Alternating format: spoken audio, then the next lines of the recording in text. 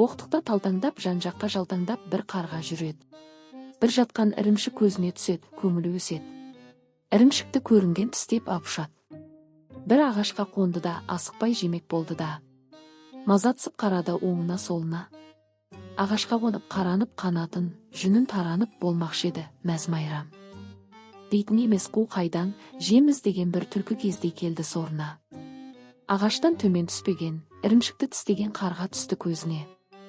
Қу құмар ақымаққа алдап, арбап соқпаққа кеңеседі өзіне. Жуасып жабырқап, таң қалып, таңырқап қарады жүзіне. Қарашы залымның, бұл жұртқа мәлімнің алдаған сөзіне. Есен сау жүрсіз бе? Ақынның төресі. Көп жерден белгілі тегін құс емесі. Жүніңіз, үніңіз, мұрныңыз, көзіңіз, құлаққа көп деген мақталған кеңесі.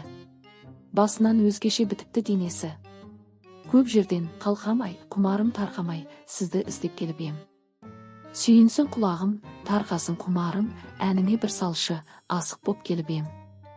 Мақтауға есіріп, барынша көсіліп, ырғалып қарқ етті, ірімшік жерге салып етті. Тәбетті, шәбетті, ап кетті қу түлкі. Антұрған сол тұрған жерінде бол күлкі.